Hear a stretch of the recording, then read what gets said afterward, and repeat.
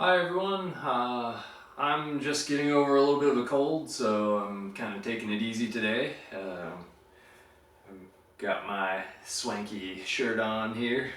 Thanks Shireen and Lee for creating these. I'm digging it. I hope you guys are too.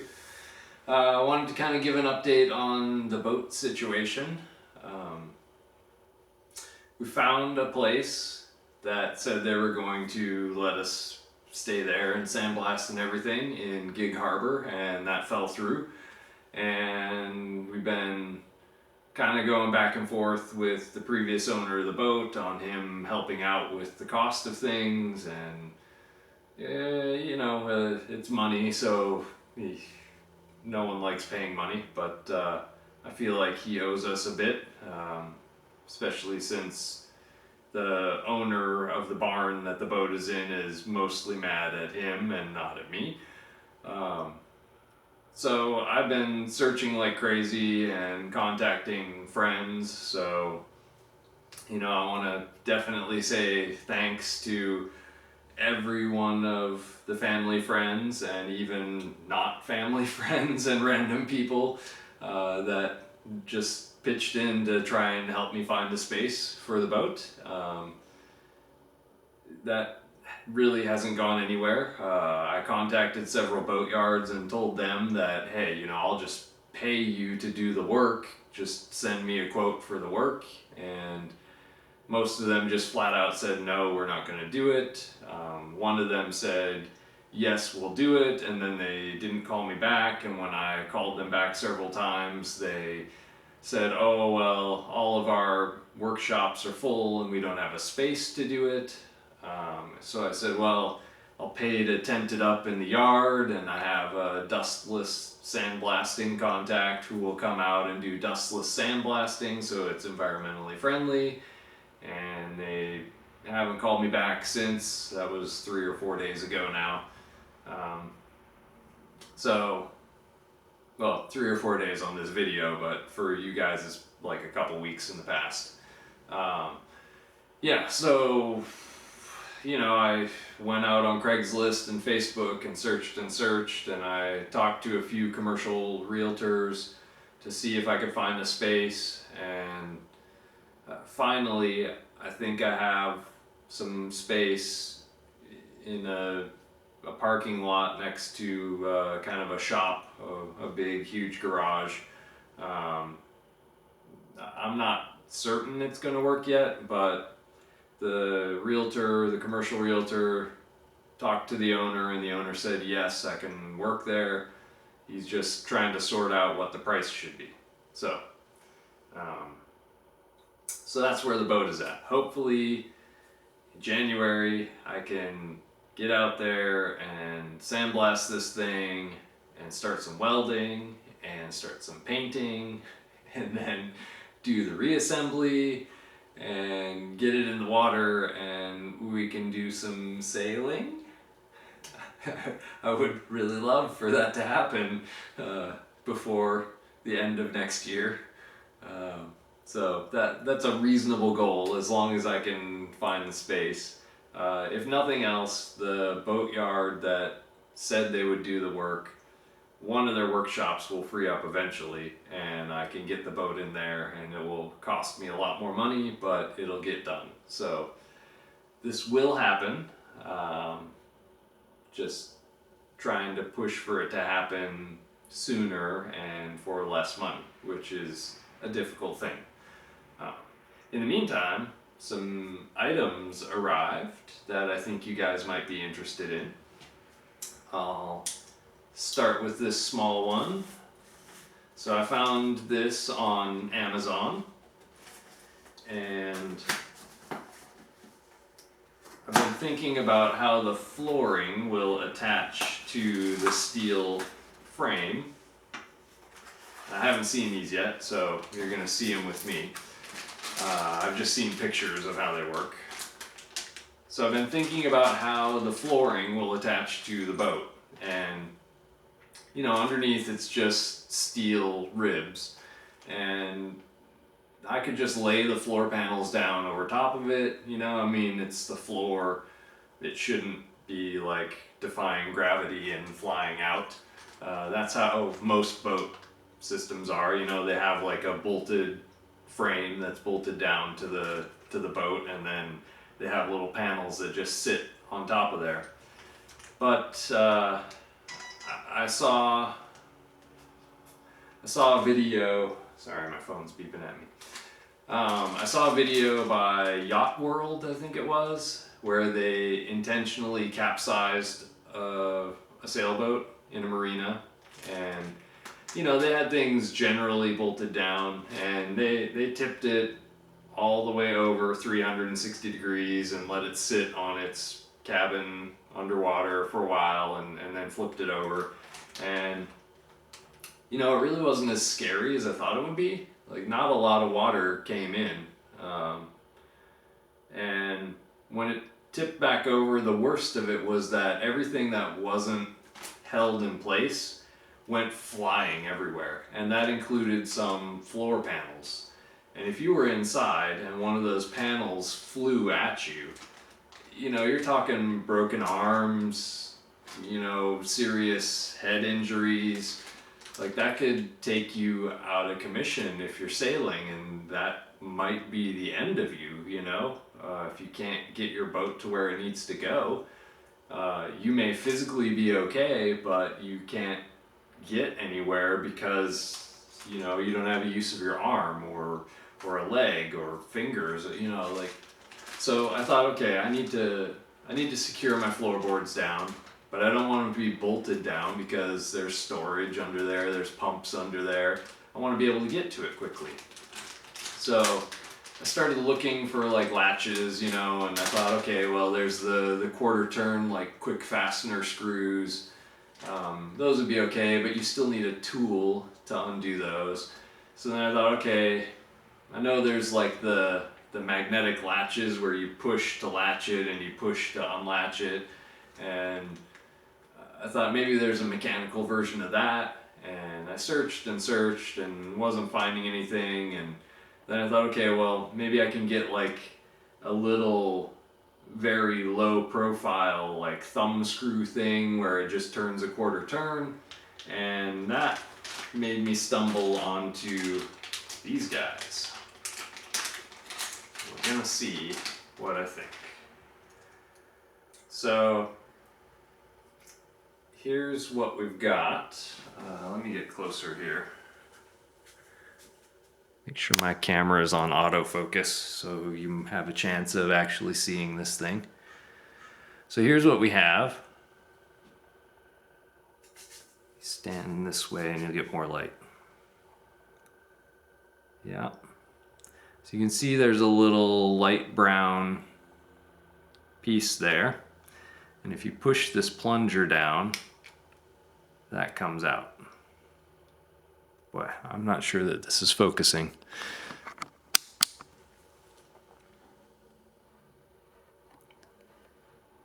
There, that's better. Yeah, so if you push the button down, the plunger comes out, and when you push it again, it retracts in. And then you get two holes on this bottom piece, the flanges that you can bolt. So if you bolted this to your floor and then had the appropriate catch underneath to catch that latch, then your floor can't come up. And the nice thing is they have this collar that slips over top.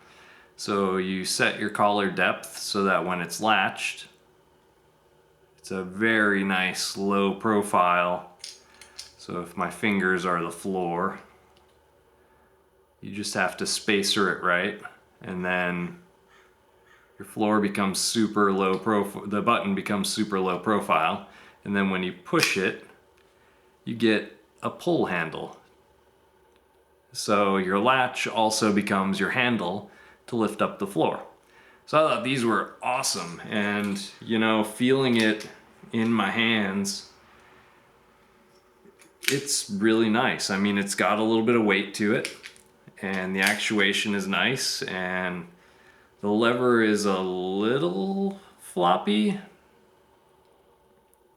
but overall it's really good, and the feel of it, it's got a really nice spring in there. And this guy wiggles a little bit side to side. See if I can get a good angle for you. Doesn't have too much wiggle in it, so yeah, I think this is gonna work perfectly. Really excited about these. I think these will probably end up being on all of our cabinet doors and any drawers that we have, because you don't want those flopping open. You want them nice and secure as well. So yeah, excellent there. Love this. All right. Put that guy back in here. So I got 10 of these, and I think they cost me $30. Yeah, I don't remember the price, but I'm keeping track of all the prices of everything, so eventually you guys will get a budget update on how much I've spent. Yeah, and then the next thing that's come is some stainless steel and brass parts that I have designed for a new steering wheel.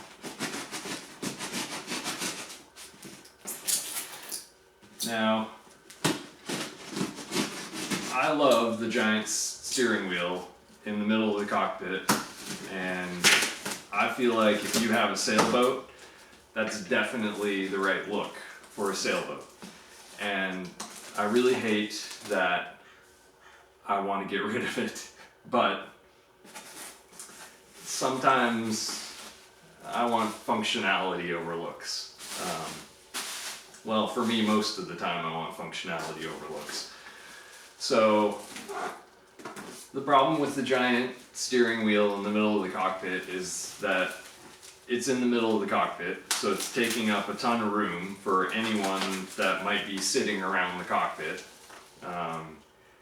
If you're trying to single-hand the boat, being in the center of the cockpit puts you kind of far away from the locations where all the winches are and the cam cleats and things like that for controlling the sails.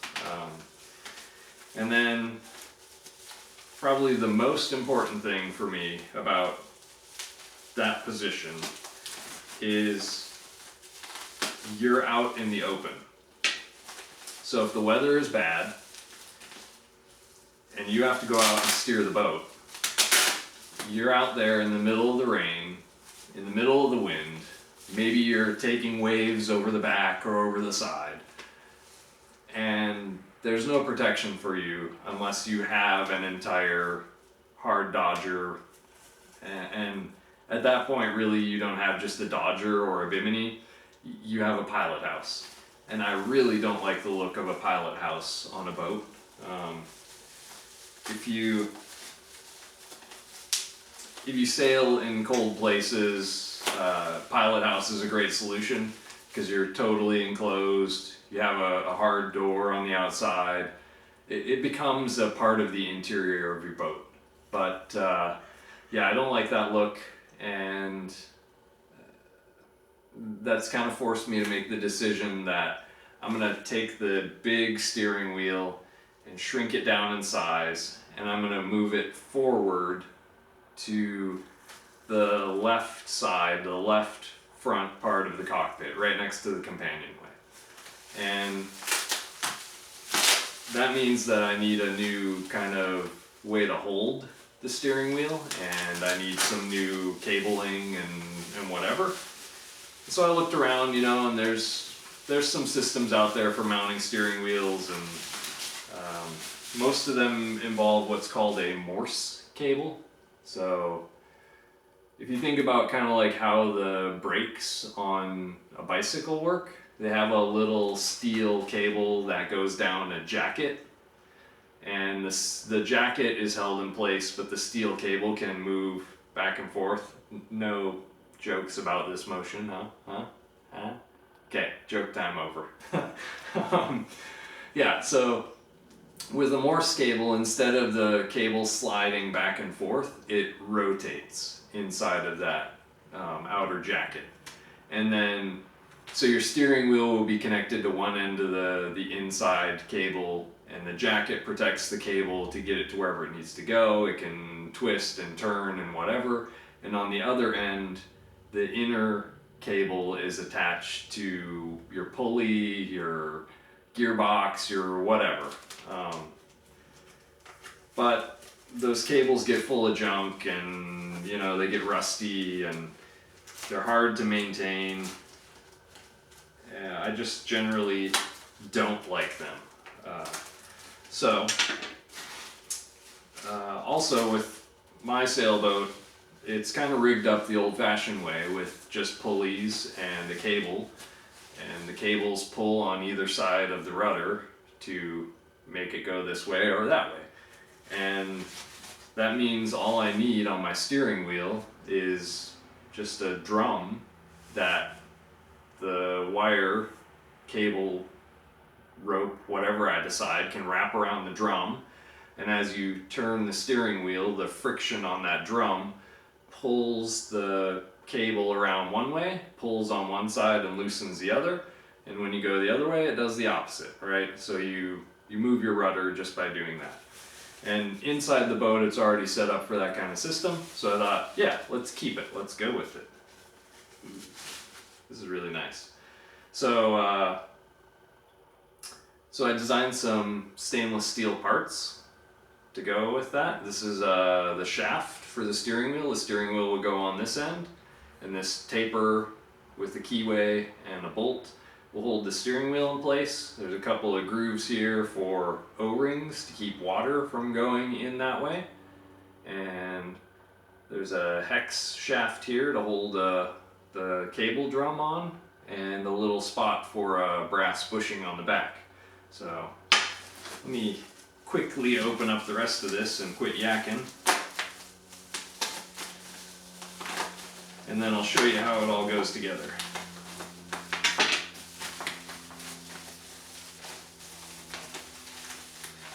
So I live in the Bay Area, and there's a lot of prototyping of mechanical and electrical things that happens here. And I reached out to my friend Will, who's an awesome mechanical engineer, to kind of help me design these parts. I did all the CAD work, and I sent him the models when we were done, and he looked it over and made some great suggestions, which I did. And he gave me some suggestions for people to get quotes from to have these things manufactured.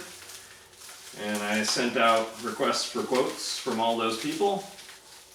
And one of them got back to me about a week after I requested for the quote with some other questions, which I answered. And then I never heard from him again. And at the same time, I reached out through Alibaba to China to ask for some quotes, and every single company that I contacted there got me a quote in 3 days. And some of the prices were the same as you would expect to pay here in the US, and some of them were super cheap. And you know, I was fully ready to just buy something here locally. I wish that I could have, but none of those companies got back to me. So I don't know what's going on in this country right now, but I'm getting better service out of China lately, and I wish it wasn't true. So if you hear me talking about all the stuff that I've been ordering from China, it's not because I love China or anything. It's just that they've got the prices going, so if I need it cheap, I go there, and if I need it fast, I go there, because they're beating us on time too. So if you're a US manufacturer, step up your game a bit. Alright, my key is a little bit tight, but that's good. I can sand that down a little bit. And the last piece here.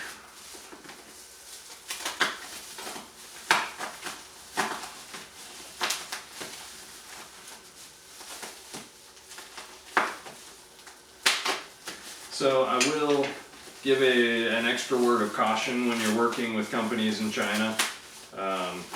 If you're getting inexpensive goods from them and the price seems too good to be true, it might be because it's too good to be true. Especially with like metal parts, you never know if you're actually getting the grade of steel that you request. You know, and it's hard to tell. They can make up a fake certificate for parts, and you know, this is supposed to be 316L stainless steel. It's definitely stainless steel, but I'm no expert. This could be 309 or 304, and I would have to probably pay a lot of money to figure out the difference. Yeah. So, this is what you get for not being a fantastic mechanical engineer. My tolerancing is off a little bit, but I can sand down these flats a little bit, and we'll do that. So this is the cable drum. Let me adjust some lights here so that you guys have a chance of seeing what I'm talking about. And let me get my focus going.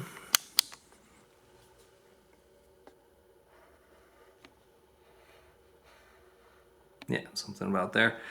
So this will be a cable drum. I'm actually thinking about using just 1/8 inch rope, and it will wrap around here twice. And I will sandblast this inner surface here so that it's nice and textured and grippy. And the hex shaft on here is supposed to mate up with the hex on there. And with those together, it's supposed to slide up on there, but my tolerances are wrong, so it's not fitting. But I'll just sand down these flats a little bit and it'll slide in there, no problem. And that way I get a nice tight fit, I guess. Yeah, so when you turn the steering wheel, this drum will turn, which will pull the rope and loosen on the opposite side. That's how that's gonna work.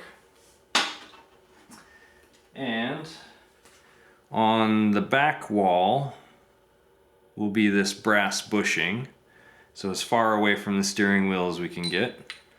And that's also a little tight. Yeah, so everything I did is a little bit too tight. That's okay. So this rounded section is meant to fit inside of there. And that's a brass bushing, so a little bit of silicone lubricant, and the shaft will pivot. So that'll be nice. And then on the outside wall closest to the steering wheel, oh, this guy's really tight too. So this brass bushing is meant to slide all the way up to that edge and seal over these O-rings, but it's not quite getting there. So this is something else that is an issue with getting manufacturing done in China. A US manufacturer, you know, I had all these parts and I told them they were a part of a set, and I sent them a picture of the final assembly, my CAD model with everything assembled, and a good manufacturer would try to test assemble all of these to make sure that it was all going to fit. And if they had questions, they'd contact you. But clearly these guys didn't try it out. They just made it all and said, oh, it's to the tolerances they asked for, and shipped it. So I would expect any manufacturer in the US to say, hey, that doesn't fit up on there, and contact me. And I would say, yeah, it's supposed to fit against the flat like it does in my assembly picture, and fix that for me. But I got this really fast. It took like 2 weeks to get this from the start of my negotiations to the end, and I'm pretty happy with the quality so far. So I've got a little bit of work to do to get these all to fit together. Come on, focus. Yeah, so I've got a little bit of work to do to get these all together, but yeah, it's going to be a great system, and it'll be nice and sturdy. So I'll have wall back here. This gets bolted to the wall, and inside will be this big drum, and then there'll be a wall about here. So you've got a gap of, I don't know, 1.5 inches maybe, and that's all you need. I'll just add that on to the back of the cabin right by the companionway, and this can sit up really high on the top of close to the top of the cabin, and the steering wheel will protrude up above the cabin a little bit, and that'll allow you to, you know, stand up and see over top of the cabin top and steer still.